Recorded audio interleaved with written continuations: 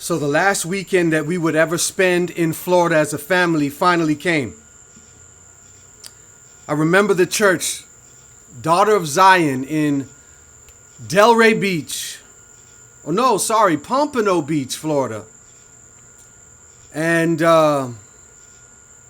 man, that weekend was emotional. And even now, as I think about it 22 years later, it causes for me to kind of be emotional, you know? We had so much fun in Florida, man. The year 2000, I will never forget it. And with all of its ups and downs, the relationship with the older girl, with the baby and all of that, I really felt like I was a part of something for the first time in my life. I'm 17, about to be 18 now, because remember, the year 2000 is rolling into a close and the year 2001 is coming in. And my birthday's in January, so I'm about to be 18. And the church fellowship that we had been accustomed to for that year, they threw a going away party, if you will, for us that last weekend. Man, it was sweet but bitter. I remember, everybody came. It was like nobody that would normally be at church missed this event that was later on that afternoon, like at 6:37 p.m. That shows you that people care about you, and they ain't just there because they at church. They're there because they want to wish you a happy farewell. They want to wish you the best as you move on in your life's journey. And everybody from church was there that evening. And we were there. I remember we took a family photo. And there were tears in all of our eyes, man. It was so hurtful to have to leave. What made it worse, like I said before, we weren't going back to Dallas, Texas, where we had lived the year before. We were entering into uncharted territory, and we were moving into a little town called ARP. A-R-P. And I promise you that there were about 400 actual living citizens. If you added the bodies that were in the grave, you might have had 700 people living in ARP. But it was that small. And that made it worse because, hey, we were in Dallas before. Now we're here in Florida near Miami. And we're going to leave these two major cities and move to ARP? What? I was sick, all right? And I wasn't happy. But we greeted everyone that came to the farewell party that night. We hugged, we kissed, we cried. We wished our farewells. The church body there, to this day, 22 years later, I have not experienced that type of love. And let me just throw this in. Christians, we have done a piss poor job.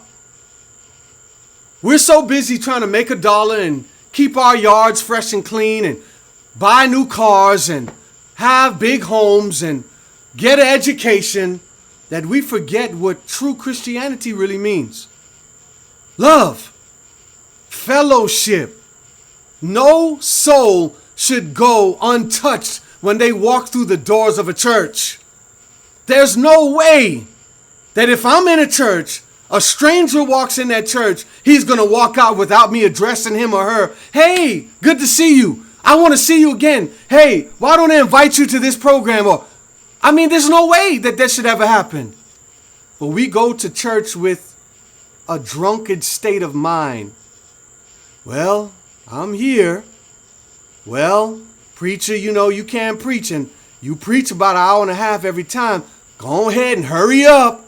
Well, it's Easter Sunday or whatever. And so, I hadn't been in church since the last Easter Sunday. And we're hoping that the service ends quick because it ain't like us anymore to be amongst the fellowship of people. I don't do good with people no way. It's COVID, so don't get close, right? We come up with all these excuses and all these reasons why being a true neighbor, a friend, even to a stranger, is no longer necessary.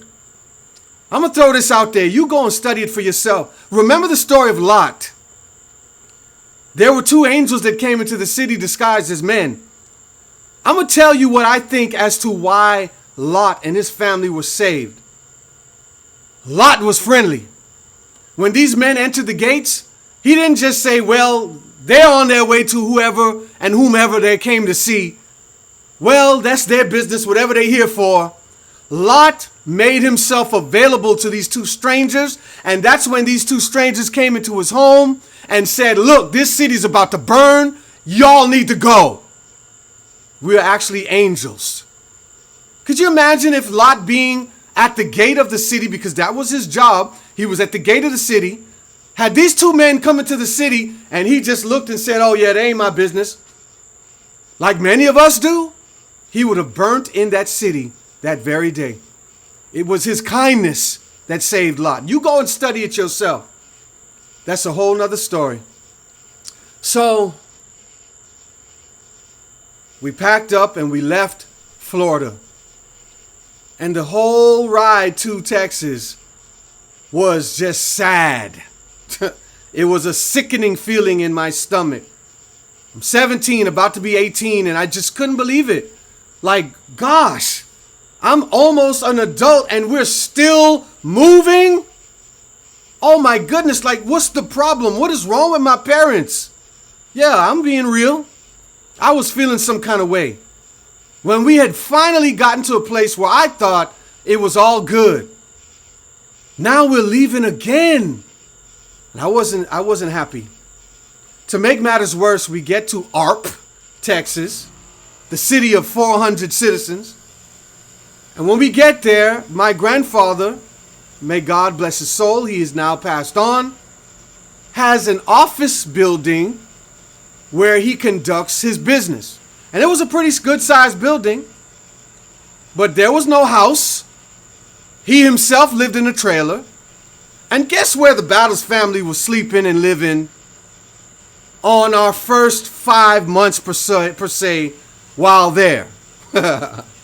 We were sleeping in an office building or an office room in one of the office buildings on the property. We were sleeping in a room that was a gutted out office in this building that was my grandfather's storefront.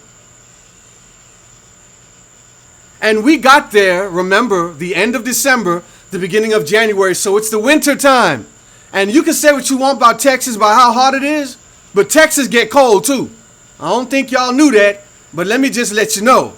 Texas get cold. And when we were there in the winter time of 2001, it was so cold in that office that we had to have a space heater. And it was like we were fighting for a position to be closest to that space heater. Because it was cold, man. Now imagine we had just left a 3-bedroom apartment. You needed a key to get in the gate. I got my own room. My sisters got a room. My mother and father got their own room. We got cable, internet. And we left all of that behind for this? Yeah, your boy wasn't feeling too good about all that. Trust me, and at 17, nearly 18, I had good sense. I knew what was better than what was worse, okay? And in my little 17-year-old mind, I just couldn't make sense of it. I remember saying, man, this don't make no sense. God?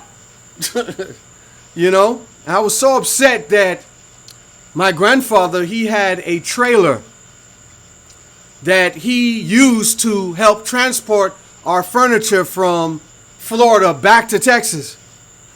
And the day that he helped us load our furniture, I snuck outside. I can't remember what device I had in my hand, something like a baseball bat. And I went to beating up that trailer to where I put a hole in it. And out of frustration for feeling like, not again. We're not leaving another place again. I was hurt. And like I said, to make matters worse, we were living in an office space, sleeping on the floor, bundled up under blankets, with a space heater in this area so that we could be warm. I remember the day that my mom took me and my 4 sisters to the school, which was no more than a mile and a half drive from where the office building was that we stayed in. Now, mind you, I just left the Miami, Florida area, and I was going to a school that had no less than 2,200 students on this high school campus. No less. It was a huge high school. Blanche Ely High. Go and look it up. In Florida. And I remember when my mother took us to this school in ARP. It was one little building. We went into the office. They introduced us to the principal and the other staff members. And then they said, let's give you the tour. Let's walk you around the campus a little bit.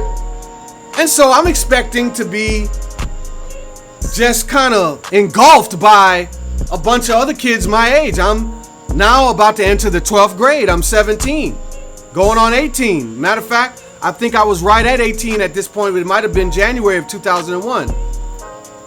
Because, of course, there was a little break for Christmas. And so when they took us down one hallway, the hallway was narrow, and I'd say it was about 90 feet deep.